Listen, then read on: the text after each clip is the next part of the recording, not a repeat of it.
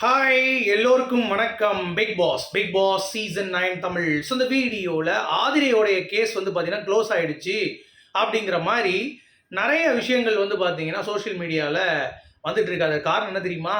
ஆதிரை வந்து இவங்க ரொம்ப ஓவராக கொஞ்சம் சமாதானம் ஆகிட்டாங்களோ அப்படின்ற மாதிரி ஆகிட்டாங்க. அது என்ன அப்படிங்கிற பற்றி டிஸ்கஸ் பண்ண போகிறோம். அடுத்து இந்த பிக் பாஸ் பார்த்தியா எத்தனை பேருடைய லைஃப்பை வந்து மாற்றிருக்கு அப்படின்ற மாதிரி நம்ம சுபிக்ஷாவும் சபரியும் என்னன்னே தெரியாமல் வெளியே உட்காந்து பேசிகிட்டு இருக்கிறது அப்படிங்கிறது கேடுகட்டத்தனமாக இருந்துச்சு அப்படிங்கிறது தான். ஸோ அதை பற்றி பார்க்க போகிறோம் என்ன விஷயம்ன்ட்டு. அடுத்து பார்வதியோட கேஸ் வந்து எடுத்துட்டாங்க அப்படிங்கிறது உறுதியாயிடுச்சு. ஸோ அதை பற்றி நம்ம பேச போகிறோம். ஸோ வீடியோக்குள்ளே போகிறதுக்கு முன்னாடி சேனல் புதுசாக இருந்தீங்கன்னா கண்டிப்பாக சப்ஸ்கிரைப் பண்ணிக்கோங்க. வீடியோ மறக்காமல் ஒரு லைக் பண்ணிக்கோங்க. இப்போ நம்ம வீடியோக்குள்ளே போகலாம். ஸோ போன வீடியோவில் நான் ஒரு மிஸ் பண்ணிட்டேன். ஆக்சுவலாக அமித் வந்து பார்வதி அந்த இஷ்யூ போயிட்டு இருந்துச்சுல்ல. அதாவது பார்வதிக்கு என்னென்னா எஃப்ஜே விடக்கூடாது அப்படின்ற மாதிரி ஒரு பாயிண்ட்.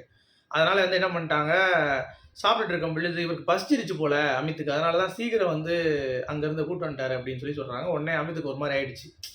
அவர் இதுக்கு மேலே யூஸ் இல்லை, எல்லாம் மன்னிப்பு கேட்டாங்கன்னு சொல்லி தான் அவர் ஏஞ்சி வந்தார். பட் இவங்க வந்து திருப்பி விட்டாங்களா அப்படி. உடனே அமித்துக்கு வந்து ரொம்ப கஷ்டமாகி போயிடுச்சு. ஐயோ என்னடா அது நம்மளை இப்படி பண்ணிட்டாங்கன்னு சொல்லிட்டு கையை கழுவிட்டு அவர் பாட்டு வந்து பார்த்தீங்கன்னா ஏஞ்சி வந்துட்டாப்புல. அது பார்க்கும்போது நமக்கே வந்து ஒரு மாதிரி ஒரு ஃபீல் வந்து இருந்துச்சு. ரொம்ப வருத்தப்பட்டார் அப்படிங்கிறது பார்க்க முடிஞ்சிச்சு. சரியா? ஆனால் அந்த கேஸில் அவரை தான் பண்ண முடியும். ஏன்னா அவங்க வந்து பண்ணிட்டாங்க, எடுத்துட்டாங்க.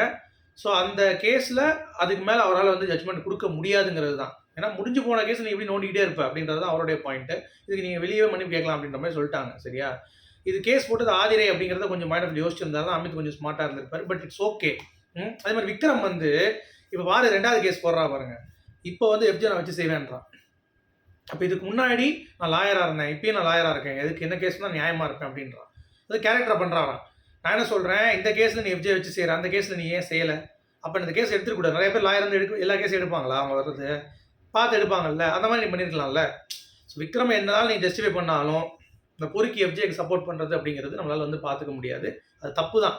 விக்ரம் பண்ணது அந்த இடத்துல மிகப்பெரிய தவறு. அது அவருக்கு தெரியும்.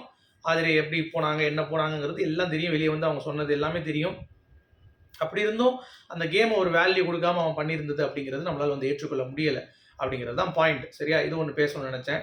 அடுத்து முக்கியமான ஒரு டாபிக் வந்து பார்த்தீங்கன்னா எஃப்ஜே ஆதிரையோட இது லைவில் வந்து போயிட்டு இருக்கு. அதில் வந்து மெயினாக வந்து யோசிக்க வேண்டிய விஷயம், எஃப்ஜே ஆதிரையை பற்றி ஒரு விஷயத்தை வந்து பிரேக் டவுன் பண்ணியிருக்கான். அது வந்து மிகப்பெரிய ஒரு, அதாவது அவளுக்கு சலைச்சதே கிடையாது அப்படின்ற மாதிரி. எஃப்ஜே என்ன பண்ணியிருக்கான், அதாவது ஆதிரை கிட்ட பேசிட்டு ஆதிரை வந்து ஒரு கிஸ் கேட்டிருக்கா. உடனே எதுக்கு கிஸ் கேட்குற அப்படின்னு சொல்லி கேட்டோடனே பாய் ஃப்ரெண்ட் தப்பாக நினச்சிப்பான், அவன் நினச்சிக்க மாட்டான் அப்படின்னு. அப்போ அதையும் நார்மலைஸ் பண்ணிட்டாங்க. பாய் ஃப்ரெண்ட் அதெல்லாம் ஒன்றும் இல்லை, இத்தனை பேரோட போய்க்கலாம் அப்படின்ட்டு. எவ்வளோ கேவலம் பாருங்க. அதுக்கடுத்து அவள் சொல்லியிருக்கா, அந்த மாதிரி எங்கள் அம்மா தான் தப்பா நினைப்பாங்க அப்படின்னு. அப்போ கிஸ் பண்ணியான்னு கேட்டான். ஆமாம் நான் ஹேரில் மட்டும் கிஸ் பண்ணேன் அப்படின்னு. ஓஹோ அப்படின்னு சொல்லிட்டு யார் இந்த மாமி உட்காந்துருக்கு, உலக உத்தமி மாமி. அவன் தான் மாமாவில் பார்க்குறவங்க 2 பேருக்கு வந்து சேர்றது. அவன் என்ன பண்ணுறான், சரி சமாதானப்படுத்தான்னு சொல்லிட்டு சாரிடி நான் தப்பு பண்ணிட்டேன்னு சொல்லிட்டு கேட்டு வந்தேங்க, நீ ஏதாவது தப்பாக நினச்சிக்காத, வெளியே போய் பார்த்துக்கலாம், இங்கே நம்ம வந்து வேறு மாதிரி ஒரு இப்போ இருக்கிற வரைக்கும் விளாண்டு போயிடலாம்னு சொல்லிட்டு அவளை லிட்டரலாக வயிற்றுக்குள்ளே கையை விட்டு படுக்க வச்சு, நம்ம வெளியே சொல்லக்கூடாது தப்பாயிரும், லிட்டரலாக ஒரு பொண்ணோட அனுமதி இல்லாமல் ஒரு பொண்ணை வந்து மானமங்கப்படுத்தினா எப்படி இருக்கும் அந்த மாதிரி அவள் அழுதுட்டு இருக்கா. பின்னாடி போய் குத்திக்கிட்டு இந்த சைடு கையை விட்டுக்கிட்டு இந்த கை மேலே வந்து முத்தத்தை வாயில் வச்சு இப்படி இப்படி இப்படி குத்துனே இருக்கான். அவளும் வந்து மூதேவி கொஞ்சம் எந்திரிச்சு போடா நாயை பொச்சை பொறுக்கி அப்படின்னு சொல்ல மாட்டான். அவன் பாட்டு படுத்துக்கிட்டு ஓகே நீ சொல்கிறது ஒத்துக்கிறேன், okay okay Aadhirai super, Aadhirai super, இப்படி கட்டி பிடிச்சி படுத்துட்டு இருக்கீங்களே அப்படின்ற மாதிரி தான் இருந்துச்சு. இதில் இது வேற ஈத்திர கிஸ் வேற கேட்டிருக்கான். அப்புறம் 2மே இது பொம்பளை பொறுக்கினா அது ஆம்பளை பொறுக்கி.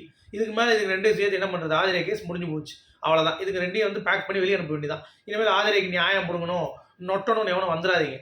2மே வந்து கபோதி அப்படிங்கிறது தான். இதில் இவங்க இப்படி வந்து சமாதானம் ஆகிட்டு இருக்காங்க ஓவரா. சரியா? வெளியே வந்து பார்த்தீங்கன்னா இன்னொரு ஒரு கும்பல், யாருன்னா சுபிக்ஷாவும் சபரியும் பூமர். அந்த 2 என்ன சொல்லுது, ஏய் நீ ஒன்று தெரிஞ்சுக்கூடா, என்னது இந்த வீட்டில் பார்த்தியா ஒரு கோர்ட் மூலமாக ஒரு கேஸ் வந்து சேர்ந்துக்கிறாங்க, ஒரு கோர்ட் மூலமாக ஒருத்தவங்க வந்து பார்த்தீங்கன்னா பிரிஞ்சவங்க சேர்றவங்க கொஞ்சம் சண்டை போடுறாங்க, இதான் இந்த பிக் பாஸ் ஒரு வீடு பார்த்தியா எவ்வளோ அற்புதத்தை செய்து பாரு அப்படின்னு உடனே சபரி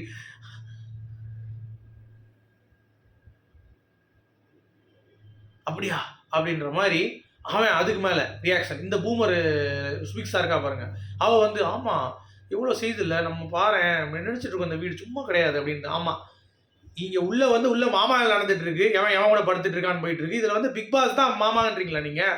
சிம்பிளாக சொல்ல போனால் என்னடா அது அப்படின்ற மாதிரி இருக்கு. சரியா?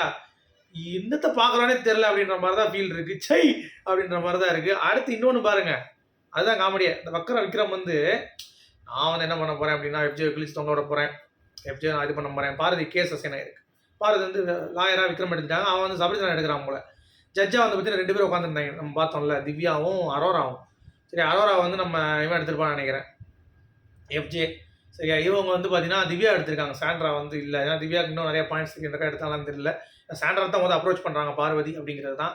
ஸோ இந்த கேஸில் இதுதான் வந்து இப்போதைக்கு மூவ்மெண்ட் போயிட்டு இருக்கு. இப்போ அடுத்த கேஸ் ஹியரிங் வரப்போகுது பார்வதி கேஸ் தான்.